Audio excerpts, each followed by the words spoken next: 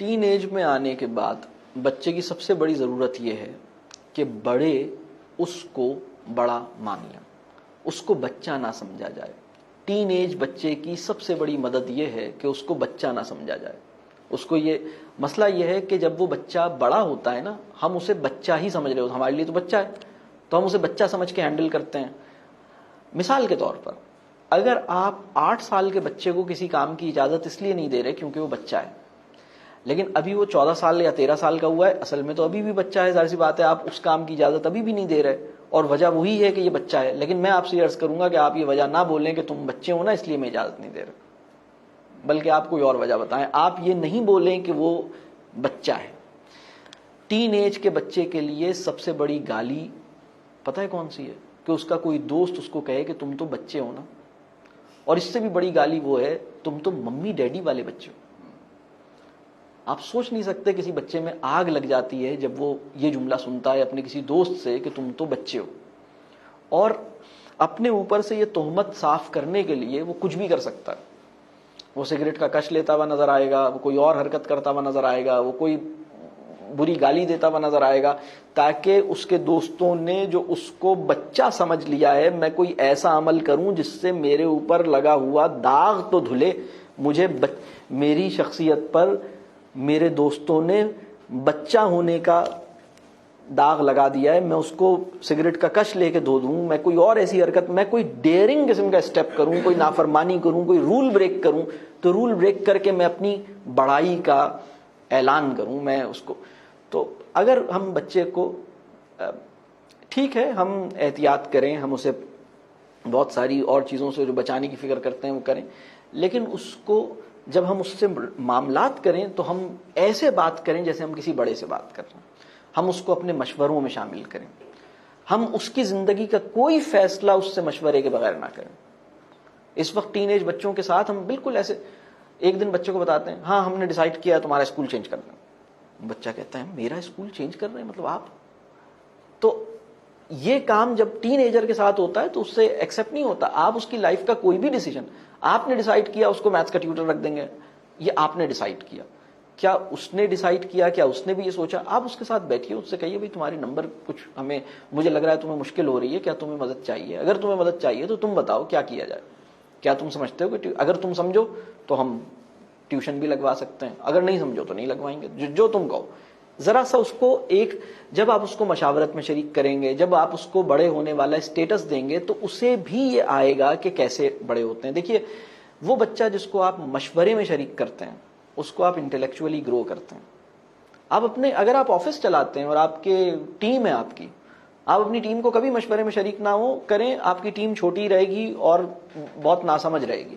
لیکن اگر آپ اپنی ٹیم کو مشورے میں شریک کرتے رہیں، آپ اپنے سٹاف کو بلائیں، آپ کہیں دیکھو بھائی میں یہ کر رہی ہوں، یہ میرا یہ پلان ہے، ہم یہ سوچ رہے ہیں، تمہارا کیا خیال ہے، تمہاری کیا ویوز ہیں، تمہارا کیا، وہ جب اپنے مشورے دے گی تو وہ بھی آہستہ آہستہ آپ کے لیول پر مشاورت بھی ایک لوگوں کی گروتھ کا، لوگوں کو ڈیولپ کرنے کا ایک بہت بڑا سامان پیدا کرتا ہے۔ آپ اپنے بچے کو بھی اس طرح انوالو کریں۔ پھر ایک کام اور کریں کہ بچے کے ساتھ ہر بچے کی پرائیویسی کو اور ہر بچے کی جو آپ کی جب بچے ٹین ایج میں انٹر ہوتے ہیں، آپ کے گھر میں اگر 4 بچے ہیں اور جب تک وہ 10 سال سے چھوٹے تھے تو کلیکٹیو ٹائم بہت اہم تھا، یعنی چاروں بچوں کو اکٹھے آپ ٹائم دے دیتے تھے۔ جب یہ 10 سال کو کراس کیا ہے، 11-12 سال کے ہو رہے ہیں، 13 سال 14 سال کے ہو رہے ہیں، تو کلیکٹیو ٹائم اگر کلیکٹیو ٹائم ایک الگ چیز ہے لیکن individual one on one time کی الگ ضرورت ہے، اور وہ روزانہ نہیں چاہیے، مہینے میں ایک دفعہ، 15 دن میں ایک دفعہ ون آن ون آپ کے ایک بچے کے ساتھ۔ آپ کبھی اس کو ناشتے پہ کہیں باہر لے گئے، آپ کبھی شام میں واک کے لیے صرف اس کو لے گئے، آپ کہیں اس کو آپ نے کہا تم آج پورا دن میرے ساتھ گزارو۔ وہ بچہ جو 14 سال کا ہے اور اس کو آپ نے کہا کہ آج پورا دن تم میرے ساتھ رہو گے، یہ اس کے لیے بہت بڑا انعام ہے۔ آپ اس کو اپنے کاموں میں شریک کر رہے ہیں، آپ اس کو اپنی چیزوں میں شریک کر رہے ہیں، اپنی لائف کی کچھ چیزیں اس سے شیئر کر رہے ہیں، اپنے آفس کی کوئی بات اس سے شیئر کر رہے ہیں کہ دیکھو میرے پاس یہ چیزیں ہیں، تمہارا کیا خیال ہے، میں یہ سوچ رہا ہوں یہ کروں یا یہ کروں۔ وہ اتنا امپورٹنٹ فیل کرے گا، اسے لگے گا کہ میں بڑا ہو گیا ہوں، لہٰذا میرے باپ نے مجھے اس قابل سمجھا کہ مجھ سے شیئر کیا اور مجھے ون آن ون ٹائم دیا۔ تو ہر بچے کو یہ احساس منتقل کریں کہ اس کو آپ کے تعلق کی کچھ ایسی باتیں، آپ کے تعلق کے نتیجے میں کچھ ایسی باتیں اس کے پاس ہیں، کچھ ایسی چیزیں اس کو سمجھ میں آئی ہیں، کچھ ایک اسپیشل قسم کا ریپو ہے جو اس کا آپ کے ساتھ ہے. مطلب ایک اسپیشل ریپو ہے جو آپ کا اور اس کا ہے. ہر بچے کا ایک اسپیشل ریپو وہ ون آن ون کانورسیشن کے اندر پیدا ہوگا. تو اور اس کی پرائیویسی کو رسپیکٹ دیں، اس کی ڈائریوں کو، اس کی الماریوں کو، اس کے لیپ ٹاپ کو، اس کے اگر آپ نے موبائل دلا دیا ہے تو میں نہیں سمجھتا کہ اس کو آپ چیک کریں. یا تو آپ نہ دلائیں، یا تو نہ دلائیں. اور میں یہ سجیسٹ کروں گا نہ دلائیں. موبائل اس کی ضرورت نہیں ہے. بچے کی ضرورت آپ ہیں، موبائل نہیں ہے. وہ موبائل سے اس لیے بہل رہا ہے کیونکہ آپ اس کو نہیں میسر آئے ہوئے. آپ موبائل کو پیارے ہو گئے، بچے کو بھی موبائل پیارا ہو گیا ہے. آپ اس کو میسر آ جائیں گے تو مطلب آپ سے بڑی فلم کیا موبائل میں ہو سکتی ہے؟ مطلب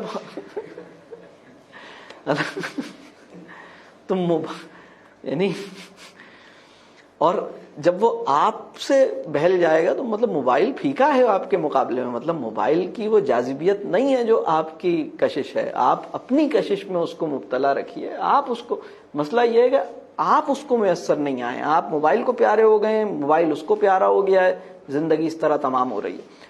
آپ اس کو میسر آئیے، آپ اس کے ساتھ من آن من بیٹھیے. اور اگر خدا نخواستہ یہ فتنہ آپ نے اس کی جیب میں رکھ دیا ہے اور اس موبائل کے ساتھ آپ نے کہا کہ بیٹا تمہاری زندگی کی آزمائش میں بڑھا رہا ہوں تمہیں موبائل تحفے میں دے کے، تو زندگی امتحان ہے، اس امتحان کو میں مشکل تر بنا رہا ہوں i7 دے کے. اب اللہ میرے ساتھ آسانی کا معاملہ کرے، رب کریم روز محشر میں میری جواب دہی نہ کرے. زندگی امتحان تھی، میں نے تمہارے امتحان کو مشکل تر بنا دیا. کئی ہنڈریڈز آف ٹائمز اس امتحان کی کمپلیکسٹی اور چیلنج کو بڑھا. اگر کسی پیرنٹ سے کہا جائے کہ او لیولز کے ایگزام کو آپ ایسا کیجئے کہ آپ کا بچہ اے سی کے انوائرمنٹ میں، ایئر کنڈیشن انوائرمنٹ میں او لیول کا ایگزام دیتا ہے، آپ یہ اسٹیپ لیجئے تو آپ کا بچہ دھوپ میں بیٹھ کے دے گا. تو کوئی والد ایسا نہیں کرے گا. کوئی کرے گا؟ لیکن زندگی امتحان ہے. 14 سال کے بچے کو، 12 سال کے بچے کو موبائل دے دیجئے، ایگزام ایسا ہے جیسے زندگی میں ایگزام کئی گنا بڑھ گیا. اچھا اگر خدا نہ خواستہ دے ہی دیا ہے یہ فتنہ، تو اب اس کی جو پرائیویسی ہے، اس کی جو اس پرائیویسی کی رسپیکٹ بہت ضروری ہے. دیکھیے پردہ کرنا آسان کام ہے، پردہ داری کرنا مشکل کام. پردہ داری کی توفیق نہیں ہو رہی. جس انسان کا آپ پردہ نہیں رکھ سکتے آپ اس کی تربیت نہیں کر سکتے. جس انسان کے عیب کو آپ ڈھک نہیں سکتے اس کی اصلاح نہیں کر سکتے. اس کی اصلاح نہیں کر سکتے. پردہ داری سمجھتے ہیں؟ پردہ داری یہ ہے کہ آپ نے پردہ ڈال دیا، آپ نے کچھ باتیں پردے میں رہنے دی. آپ نے کہا ٹھیک ہے یہ تم نے مجھے بتایا، میں اب کسی کو نہیں بتاؤں گا، یہ میرے اور تمہارے درمیان ہے. تم نے مجھ سے شیئر کیا کہ تم سے یہ غلطی ہو گئی، بس یہ تم اللہ سے معافی مانگ لو اور بس یہ ہمارے درمیان ہی ہے. مطلب یہ کچھ چیزیں ایسی، وہ جو بچے کا پردہ ہے، یعنی بچے کی جو پردہ داری ہے، پردہ داری سمجھ رہے ہیں؟ پردہ داری میں یہ کہہ رہا ہوں کہ بچے کی اگر آپ کو کوئی بات پتہ لگ گئی کہ کل یہ ٹیوشن کا کہہ کے نکلا تھا لیکن دوست کے پاس چلا گیا تھا، اب اس بات پہ فلم نہیں بنائیں، اس بات کو ریلیکس مت چھوڑ دیں. اس کو کیوں آپ مطلب اس پہ بلیٹن کون سی ہوتی ہے وہ تازہ ترین بار بار آپ نہیں کریں، اسے چھوڑ دیں. آپ کہیں بس ٹھیک ہے، آپ نے اس کو بھائی تم کیا ہوا، تم کچھ چیزیں پردے میں رہنے دیں. اس کو میں کہتا ہوں پردہ داری. اور پردہ داری جو ہے اس کا اجر بہت زیادہ ہے، بہت زیادہ ہے. اور یہ تربیت اس سے ہوتی ہے. اس کے ہر عیب کو نمایاں کر کے، اس کی ہر خامی کو دکھا کے تربیت نہیں ہوتی.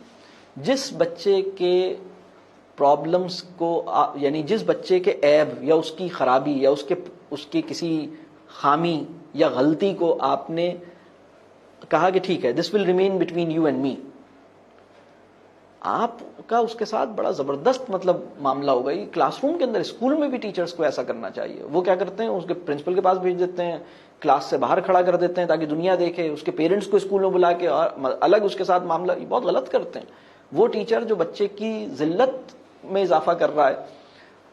ہمیں پوری کوشش کرنی چاہیے کہ وہ بچہ بھی جو اخلاق جس کا خراب ہو گیا ہے, آپ اس کی عزت خراب کریں گے تو اصلاح ختم ہو جائے گی, اصلاح کا امکان ختم ہو جائے گا. اگر کسی بچے کا اخلاق خراب ہوا ہے, آپ اس کی عزت خراب ہونے مطلب آپ پوری کوشش کریں کہ اس کا اخلاق بگڑا ہے, اس کے اخلاق خراب ہوئے ہیں, اس کی عزت خراب نہ ہو جائے, میں اس کی عزت کو محفوظ رکھوں. یعنی یہ سوسائٹی اگر اس کی سیلف ریسپیکٹ کو میں پروٹیکٹ کر لوں, انشاءاللہ تعالیٰ اس کے اخلاق بھی سنور جائیں گے. مسئلہ یہ ہوتا ہے کہ جس بچے کا آپ کو بد اخلاقی نظر آتی ہے, اس کی بے عزتی کو آپ اپنا مطلب واجب کر لیتے ہیں اپنے اوپر کہ تمہاری مطلب تمہیں تو پوری دنیا کو دکھانا ہے کہ تم اتنے ایسے ہو. مطلب میں یہ سوچتا ہوں کہ وہ انسان جو کسی بچے کی اس طرح تذلیل پہ تلا ہوا ہے, اس کو ڈرنا چاہیے اس دن سے جب ہم سب کے تمام کرتوت سامنے ہوں گے اور بچہ ہمیں دیکھے گا اور کہے گا کہ یہ انسان میری تذلیل کروا رہا تھا. وہ انسان جس نے 4,500 جھوٹ بولے ہیں, اس انسان کو جھوٹ تسلیم کروانے پہ تلا ہوا ہے جس نے پوری زندگی میں 12 جھوٹ بولے. کبھی سوچا آپ نے؟ وہ انسان جس نے 4,500 جھوٹ بولے ہیں, وہ اس بچے کو اس وجہ سے معاف نہیں کر رہا کیونکہ وہ قبول نہیں رہا کہ اس نے جھوٹ بولا ہے, اور اس بچے نے زندگی کا 12واں جھوٹ بولا ہے. آپ سوچیں نا. تو اللہ سے ڈرنا چاہیے. مسئلہ یہ ہے کہ بچوں کی تربیہ میں وہ انسان چاہیے جو ڈرنے والا ہو. بچوں کی تربیہ کے لیے وہ انسان نہیں چاہیے جو ڈرانے والا ہو. اللہ کا ڈر ڈرنے والے انسان سے تعلق کے نتیجے میں ہمیں ملتا ہے. اللہ کا ڈر ڈرانے والے انسان سے تعلق کے نتیجے میں ہمیں نہیں ملتا. یعنی وہ انسان جو اللہ سے ڈرتا ہے اور ہمارے تعلق میں آ جاتا ہے تو ہمیں بھی اللہ کا ڈر نصیب ہو جاتا ہے.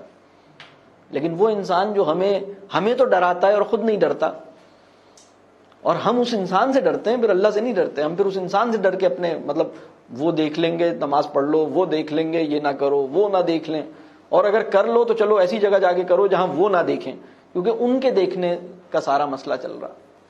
اس سے ہمیں نکلنا چاہیے. پوری بات سمجھ آ رہی ہے آپ کو؟